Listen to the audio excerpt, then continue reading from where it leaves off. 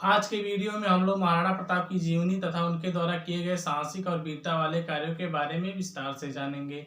सबसे पहले हम लोग जानेंगे कि महाराणा प्रताप के कैसे 20,000 सैनिक मुगल साम्राज्य के 80,000 सैनिकों पर भारी पड़ गए और उन 80,000 सैनिकों को लोहे के चने चबाने पर कैसे महाराणा प्रताप के 20,000 सैनिकों ने विवश कर दिया।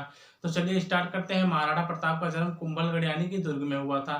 महाराणा प्रताप बचपन से ही वीर और साहसी, बुद्धिमान और स्वतंत्र प्रिय व्यक्ति थे। महाराणा प्रताप मुगलों ने महाराणा प्रताप से हल्दी घाटी में एक भयंकर युद्ध किया। यह युद्ध भारतीय इतिहास में अद्वितीय है। इस युद्ध में महाराणा प्रताप जी ने एक ऐसा पराक्रम दिखाया जो आज तक भी किसी भी राजा या महाराजा ने ऐसा नहीं दिखाया होगा।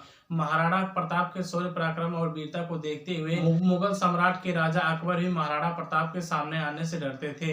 वे जब भी महाराणा प्रताप के सामने आता था तो वह भयभीत हो जाता था और महाराणा प्रताप के सामने ही इसलिए वह कभी नहीं आता था क्योंकि महाराणा प्रताप की जो लंबाई थी वह 7.5 फीट थी और उनका वजन 110 किलोग्राम के बराबर था। और वह जब युद्ध करने के लिए जाया करते थे, अर्थात उनके कवच, तलवार, भाले, उन सबका वजन 80 से 90 किलोग्राम का होता था।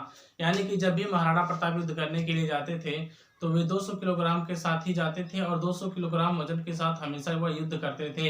इसीलिए मुगल सम्राट अकबर महाराणा प्रताप के सामने आने से हमेशा कतराता था, यानी कि डरता था। मुगल सम्राट अकबर के एक सेना नायक को महाराणा प्रताप ने उसके घोड़े सहित उसे 2 भागों में काट दिया था।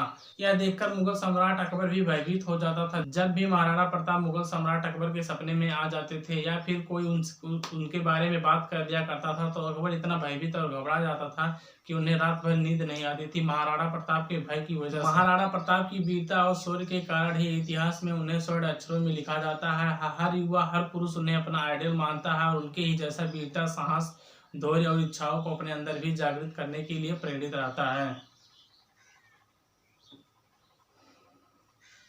महाराणा प्रताप कभी भी मुगल सम्राट अकबर के सामने झुके ही नहीं। ना ही झुका उनका घोड़ा चेतक, ना ही झुके उनकी एक हाथी थी। महाराणा प्रताप को मुगल सम्राट अकबर से युद्ध करते करते एक दिन ऐसा भी आया जब उन्हें जंगलों में जाकर अपना जीवन व्यतीत करना पड़ा। तब उन्होंने प्रण किया कि जब तक मैं अपने राज्य को मुगल सम्राट अकबर से मुक्ति नहीं करवा लेता तब तक मैं राज्य सुख का उपभोग नहीं करूंगा। तभी से महाराणा प्रताप ने जंगलों में अपना जीवन व्यतीत करना शुरू कर दिया। सूखे घासों की रोटियां खाई और सूखे पत्तों पर जमीन पर सोए, नंगे पांव चलते थे। अधिक से अधिक संघर्ष किया, फिर भी कभी भी मुगल सम्राट अकबर के अधीन नहीं हुए। उनकी सेनाओं के सामने कभी भी नहीं झुके, संघर्ष करते रहे। उनके इसी वीरता को देखते हुए अकबर भी हमेशा दंग रह जाता था और यदि वह सपने में भी आ जाते थे तो उनसे डरने लगता था। महाराणा प्रताप की वीरता के साथ साथ उनके घोड़े चेतक की भी वीरता विश्व विख्यात है। महाराणा प्रताप के प्राणों की रक्षा करने के लिए उनका घोड़ा चेतक बहुत ही बुद्धिमानी और वीरता के साथ काम करता। जब महाराणा प्रताप के प्राण संकट में आए तो उनका घोड़ा 26 फुट गहरे नाले को कूदकर उनके प्राणों की रक्षा की और अपना अंतिम सांस भी अपना अंतिम सांस भी उस घोड़े ने उसी स्थान पर ले लिया। आज भी हल्दी घाटी में चेतक का मंदिर बना हुआ है। महाराणा प्रताप ने अपने पूरे जीवन काल में कभी भी रोए नहीं थे, लेकिन जब उनका घोड़े चेतक का निधन हुआ तो महाराणा प्रताप ने अपने बेटे की तरह फूट फूट कर उस घोड़े के लिए रोए थे।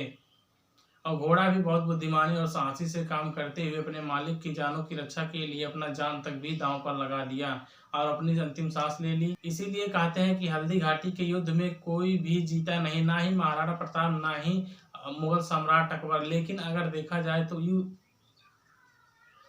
तो उस युद्ध में महाराणा प्रताप की ही जीत हुई, क्योंकि महाराणा प्रताप के 20,000 सैनिक मुगल साम्राज्य के 80,000 सैनिकों पर भारी पड़ गए थे।